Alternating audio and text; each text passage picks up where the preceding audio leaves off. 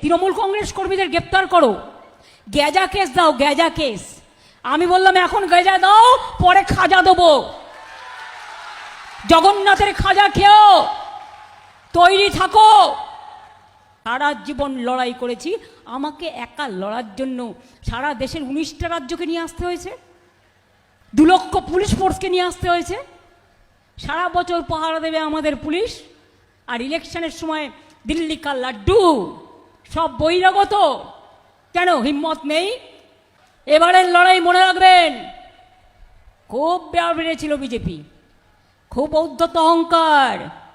কালকে হেরে গিয়ে বাবু আজ জাতির উদ্দেশ্যে ভাষণ দেবে। ভাষণটা কি? মিসইউজ, দূরদর্শনটাকে কবজায় নিয়ে নিয়েছে। আগে রাজীবজির আমলে একদিন দেখালে বলতো রাজীব দর্শন, আর এখন ওটা মোদি দর্শন হয়ে গেছে। স্কুলে স্কুলে বক্তৃতা দেয়, জানেন আপনারা?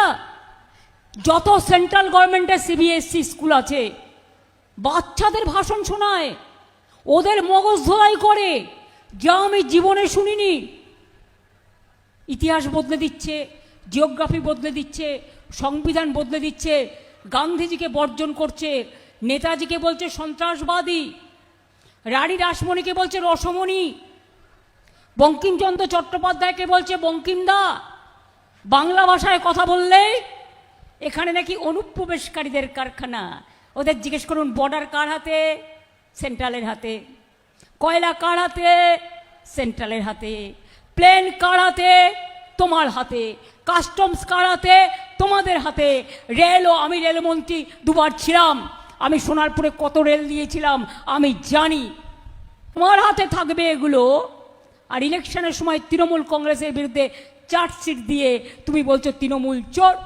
তৃণমূল যদি চোর হয় তুমি তাহলে কি? তুমি তাহলে হচ্ছ সুপার ডাকাত। হারমাদের দল, সিপিএমের হারমাদগুলো এখন হয়েছে ওদের বড় বড় জল্লাদ। আর বিজেপি আর ভ্যানিশ ওয়াশিং মেশিন, সবার ভোট কাটছে, সবার নাম কাটছে, অত্যাচার করছে, হামলা করছে, ভাবছে করবে লুট আর বলবে ঝুট। বিজেপি যখন পুরো হুন্ডি নিয়ে নেমেছে, সারা দেশের সরকার, সারা দেশের পুলিশ, সারা দেশের এজেন্সি, 50টা এজেন্সি লাগিয়েছে। দিল্লি থেকে এলো মোটা ভাই, সাথে এলো ইডি সিবিআই।